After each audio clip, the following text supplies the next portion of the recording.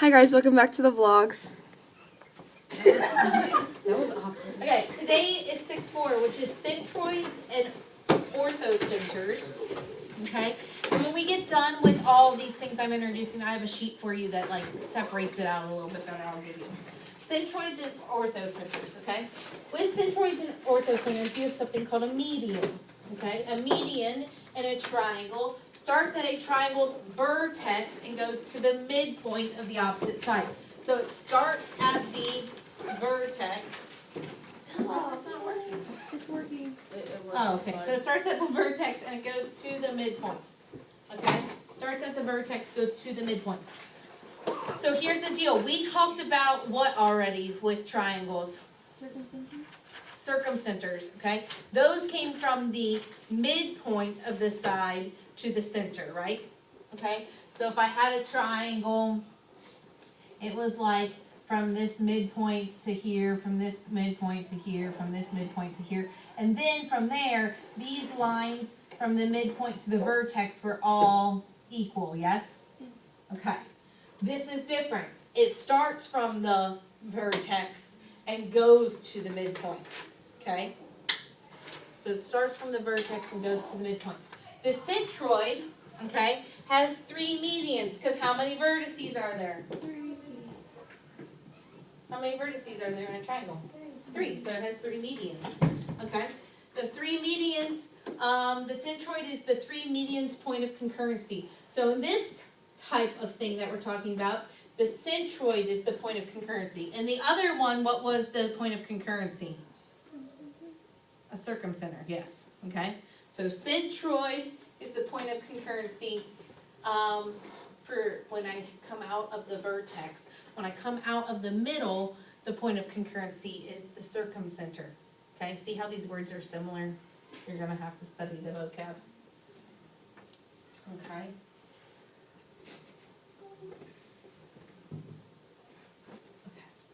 So here's a diagram of it. The concurrency and medians theorem. Okay, the distance from a vertex to the centroid is 2/3 the length of the median. So the distance from the vertex to the centroid, so in this case from A to G, or from C to G, or from B to G, okay, is 2/3 of that whole distance. So what that means is, this section right here, A to G, whoops, it's a little off, okay, is 2/3 of this whole. So if I know that this is 12, what is the whole length? No. If I know AG is 12, which is 2/3 of the whole, what is the whole length?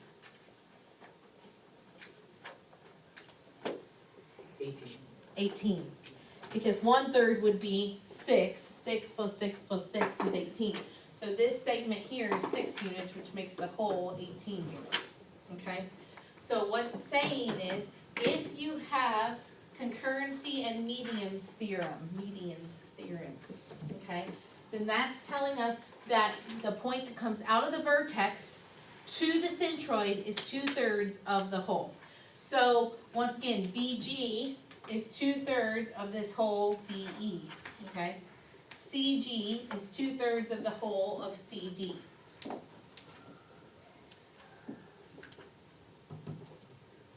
Another look at it, okay, here it says what is XC, which we kind of already talked about, because this is 12, so this XC is 18, right? Okay. So that's how you're finding that.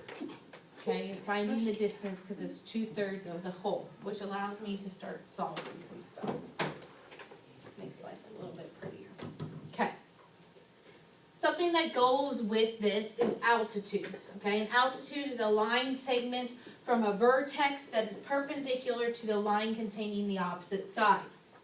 Okay, so from the vertex to the opposite side with a 90-degree angle creates an altitude. So the altitude from Y is drawn inside here. But the altitude from B gets drawn on the outside of this triangle, because in order to create a 90-degree angle, your altitude has to come from the vertex to the opposite side. Well, that 90-degree angle cannot happen if it's not drawn on the outside. So when you're dealing with altitudes, they can happen inside the triangle or outside of the triangle.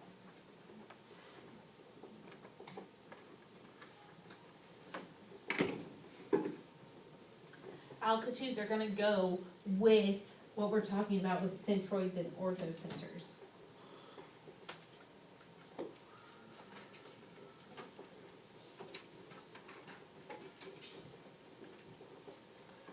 I think I have pictures of other altitudes, let me check. Maybe. There we go, okay. So here's altitudes with each type of triangle, okay? The altitudes of a triangle intersect at a point called the orthocenter.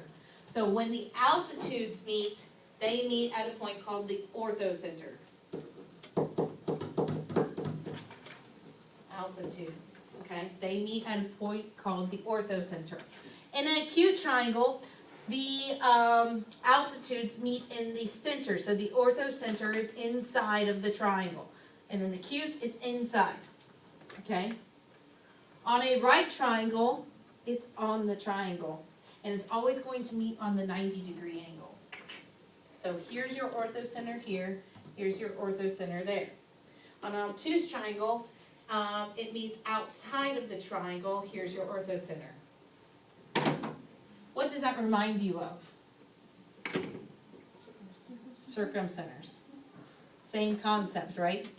Except for orthocenters go with altitudes. Circumcenters go with what? No. Circumcenters go with what?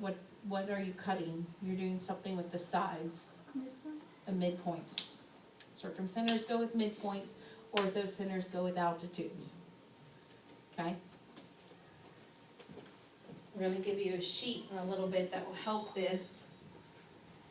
But we haven't discussed everything on here. Well, maybe we have already. But it has a sheet that deals with circumcenters, incenters, centroids, and orthocenters. I just have to get it copied. Okay, so altitudes go with orthocenters, circumcenters go with midpoints.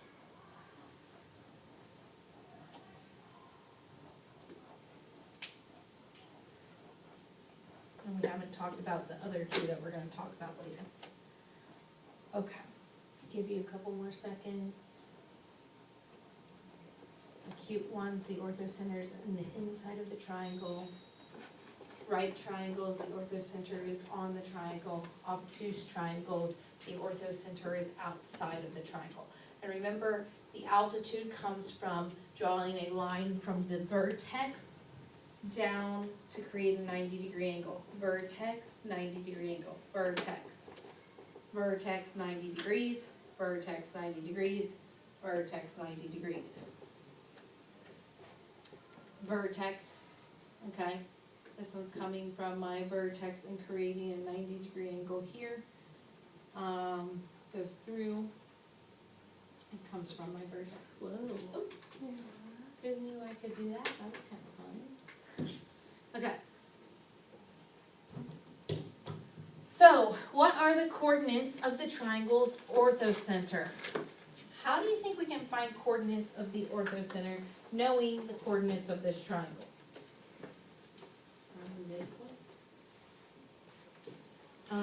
Find the midpoints. Maybe. But does my orthocenter come out of the midpoints? No, what's it come out of? Vertices. The vertices. Okay, the vertices, and they create a 90-degree angle, yes? Okay, so they come out of the vertices. So if they're coming out of the vertices and creating a 90-degree angle, what tells me if something is 90 degrees to something else? Like, say I have a line, two lines, how do I know if they are perpendicular to each other? What has to be the same in their equations? Their slopes. Their slopes are the same, right? If they're, no. Their slopes are opposite reciprocals if they're 90 degrees, correct? So if I can find slopes I can figure out where that 90-degree angle is supposed to go to, yes? Does that make sense? Okay, if I can find slopes. Okay, so let's talk about that. How can I do that? Good question. So, we have to draw a horizontal line. Okay, yeah. So we want to find our slopes. Calculate the slopes of all of these. What's the slope of 2, 1, and 6, 1? Slope is change in y, right? Over change in x.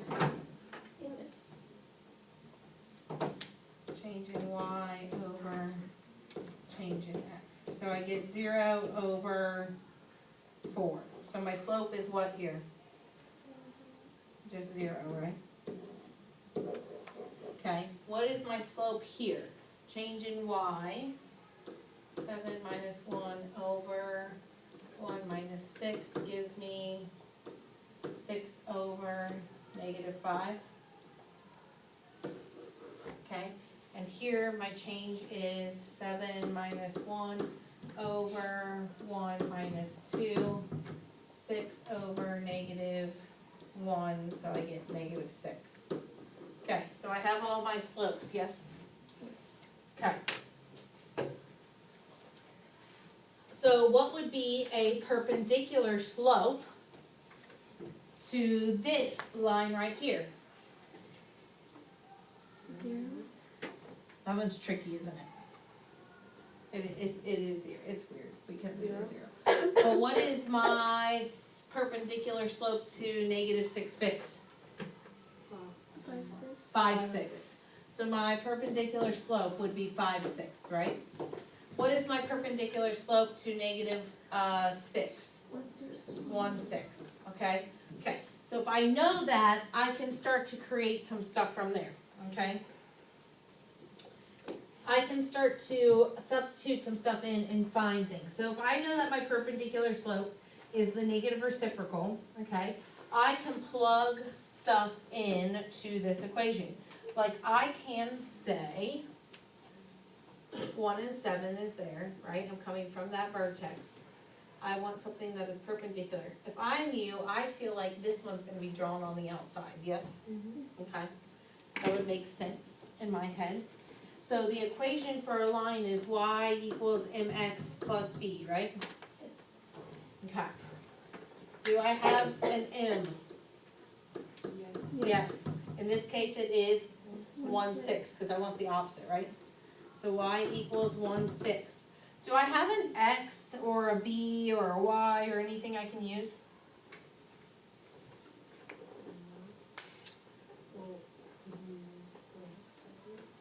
I could. I can use the 7.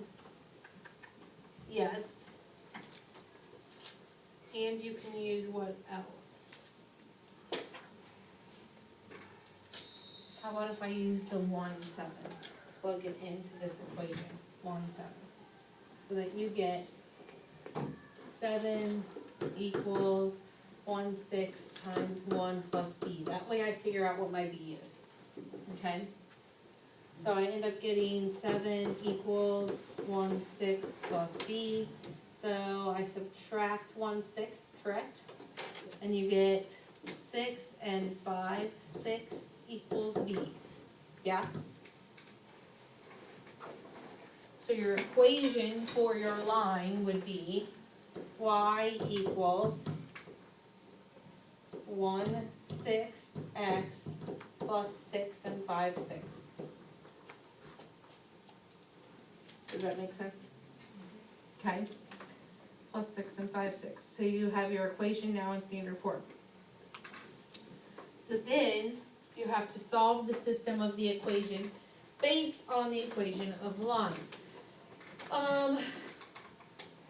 So I would plug in and solve from there. What is my y-intercept?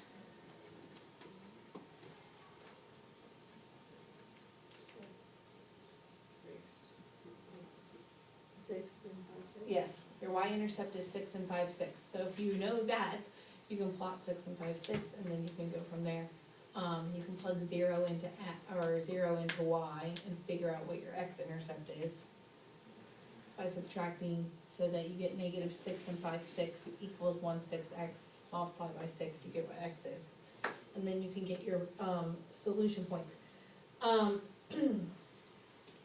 So you can create your equations that way. So you have to do that 3 separate times. Isn't that fun? I know you love me, it's okay. So that's what you're doing to solve for what your points would be. So this line is going to come, right, and come something like this, would be where this one is. This one is gonna come, basically split this, right? And then this one is gonna be, it has to make a right angle, doesn't it? Ooh, that's gonna be from here, because it's a straight line. It's gonna look like this. Well, I can't draw. The line is not working, I'm sorry. So it's going to look, because that's a slope of 0, right? We're gonna pretend like this is perfect, because I can't draw. For some reason, it's not lined up.